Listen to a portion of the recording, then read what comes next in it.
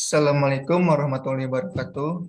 Perkenalkan, nama saya Dwi Renova, NPM 1007030 Di sini saya akan memaparkan hasil tugas besar praktikum sumber daya lingkungan, yaitu dengan modul 6 yaitu sumber daya alam yaitu cahaya. Dengan temanya perencanaan koridor jalan dengan konsep defensible space, yaitu di jalan koridor Jalan Ciung Wanara. Selanjutnya itu sistematika pembahasan, yaitu yang pertama ada pendahuluan, yaitu menjelaskan mengenai latar belakang kegiatan penelitian, perumusan masalah, tujuan dan manfaat dari kegiatan penelitian, ruang lingkup wilayah, ruang lingkup materi, dan sistematika pembahasan. Yang kedua yaitu landasan teori, yaitu mengenai teori-teori yang berkaitan dengan studi, yang bersifat substantif maupun analisis. Yang ketiga yaitu analisis dan pembahasan, yaitu kegiatan yang dilakukan, analisis yang dilakukan, yaitu serta pembahasan dari data yang diperoleh maupun analisis. Selanjutnya yang keempat, kesimpulan dan saran, yaitu di sini hasil yang telah diperoleh serta saran yang didapatkan dari kegiatan pengamatan tersebut. Selanjutnya yaitu ada pendahuluan, yaitu latar belakang, yaitu cahaya merupakan salah satu elemen penting bagi seluruh makhluk hidup yang ada di bumi. Pada dasarnya manusia menggunakan cahaya alami, yaitu matahari, di waktu pagi hingga sore hari dan pada malam hari, yaitu memanfaatkan cahaya buatan lampu.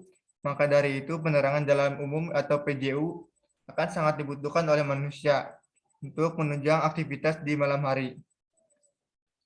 Selanjutnya itu ada rumusan masalah dan tujuan dan manfaat, yaitu rumusan masalah yang pertama, bagaimana kondisi pencahayaan di wilayah studi.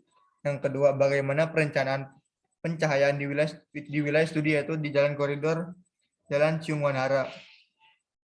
Selanjutnya itu ada tujuan dan manfaat. Yang pertama yaitu mengetahui masalah pencahayaan di wilayah studi.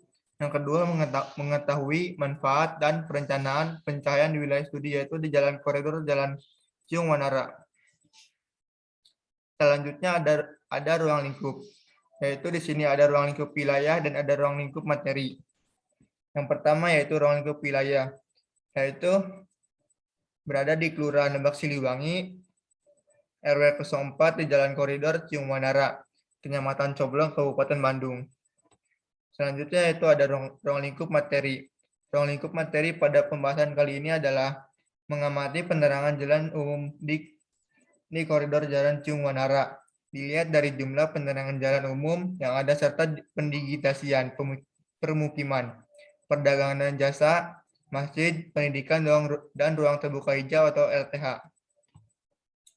Selanjutnya di sini ada landasan teori. Yang pertama yaitu defensible space. Defensible space merupakan suatu mekanisme pencegahan tindakan kriminal yang dilakukan melalui kontrol sosial atau informal.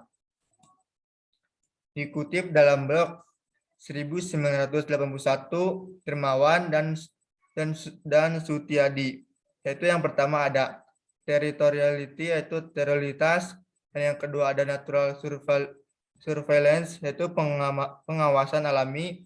Yang ketiga itu adalah image and milieu, yaitu gambar dan lingkungan, dan yang keempat ada daerah yang aman. Selanjutnya ada landasan teori tentang cahaya.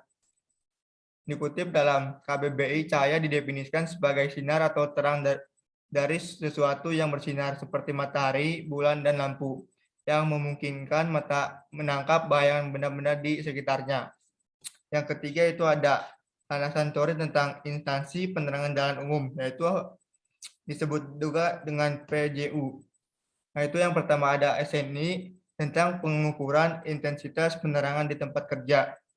Yang kedua yaitu ada SNI tahun 2008 tentang spesifikasi penerangan jalan di kawasan perkotaan. Selanjutnya itu adalah landasan teori tentang penerangan jalan umum atau PJU, yaitu merupakan lampu yang digunakan untuk menerangkan jalan di malam hari, sehingga mempermudah penggunaan jalan melihat dengan lebih jelas yang akan dilalui pada malam hari, sehingga dapat meningkatkan keselamatan lalu lintas dan keamanan. Selanjutnya itu ada penerangan jalan umum, yaitu yang digunakan untuk menerangkan jalan di malam hari sehingga mempermudah penjalan kaki, pemakai sepeda motor, dan pengendara kendaraan lainnya melihat dengan jelas atau medan yang akan dilalui pada malam hari, sehingga meningkatkan keselamatan lalu lintas dan keamanan dari pengguna jalan atau kecelakaan maupun aksi kriminal. Selanjutnya yaitu analisis dan pembahasan. Di sini saya akan menjelaskan yaitu alat dan bahan pengamatan. Yang pertama yaitu alat tulis, yang kedua smartphone, yang ketiga software AGIS, yang keempat software SAS Planet, yang kelima software Microsoft PowerPoint. Selanjutnya yaitu prosedur pengamatan. Yang pertama, melakukan pengamatan dengan memperhatikan fungsi bangunan, ruang terbuka, pohon, dan lampu, baik yang ada di depan rumah maupun lampu penerangan jalan atau PJU. Yang kedua, siapkan alat dan bahan. Yang ketiga, dokumentasi kegiatan. Yang ketiga, dokumentasi kegiatan dan pengamatan. Yang keempat, buat peta hasil pengamatan atau pengamatan cahaya, peta rencana penerangan dan penampang jalan. Selanjutnya yaitu ada penjelasan mengenai peta pengamatan pencahayaan, yaitu di kawasan di Jalan Koridor Ciung Wanara. Selanjutnya di sini ada peta rencana pencahayaan. Di sini saya membuat 3 blank spot titik atau titik buta.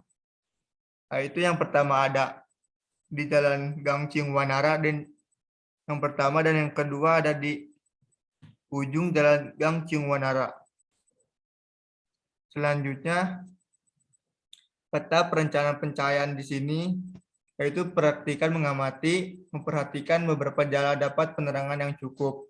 Dikarenakan terdapatnya beberapa PJU sebanyak 3 buah PJU dan juga terdapat kurang lebih 3 tempat yang menjadi blank spot atau 3 tempat titik buta. Selanjutnya, penambahan PJU ini diperlukan untuk menghilangkan titik blank spot yang mana pada pencahayaan yang minim dapat memicu perilaku kejahatan.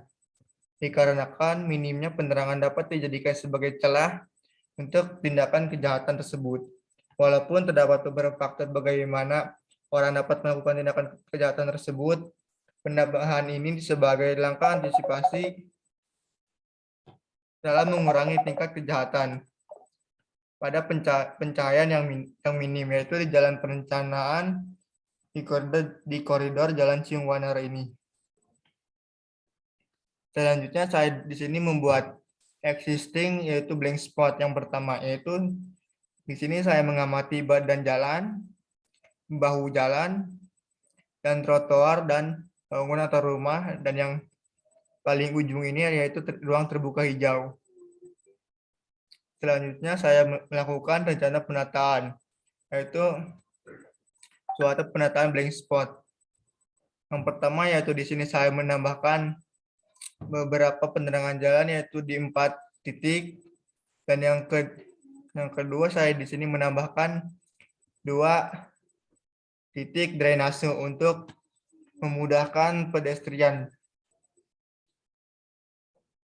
Selanjutnya pada lokasi blank spot diperlukan penambahan LPG masing-masing 2 unit dikarenakan tidak adanya pada daerah ini. Sehingga pada saat malam pencahayaan tidak ada sama sekali, dapat dilihat dengan penambahan masing-masing 2 unit dapat membantu pencahayaan pada daerah tersebut. Penambahan PJU ini merupakan suatu unsur penguatan dalam penerapan konsep defensible space. Karena pada wilayah studi konsep defensible space masih belum terpenuhi karena masih terdapat komponen-komponen dalam yang belum terpenuhi. Dengan demikian, penambahan PJU ini dapat membatasi tingkat kekejaman mengenai lingkungan yang aman dan nyaman, sehingga masyarakat pun dapat mengontrol lingkungan mereka sendiri. Selanjutnya, dari kegiatan di atas, saya dapat menyimpulkan dari analisis yang dilakukan, yaitu dapat ditarik kesimpulan bahwa konsep defensible space pada hunian permukiman dilakukan untuk menimbulkan rasa aman dan nyaman pada penghuni di wilayah hunian.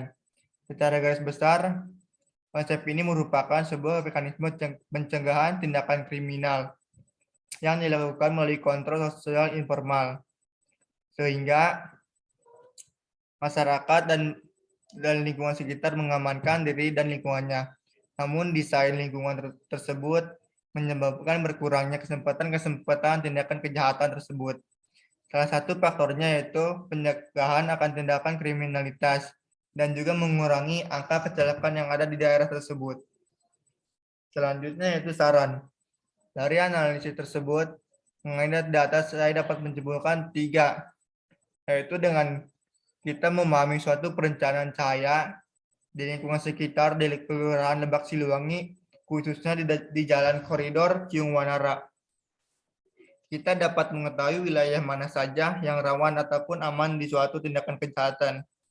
Selanjutnya yang kedua, adapun kebermanfaatan kita untuk memahami akan manfaat dari energi cahaya tersebut, baik di sekitaran dalam kompleks maupun di sekitaran luar jalan, ketika di malam hari, yaitu mempermudah pengguna jalan melihat dengan lebih jelas yang akan dilalui pada malam hari, sehingga dapat meningkatkan keselamatan lalu lintas dan keamanan.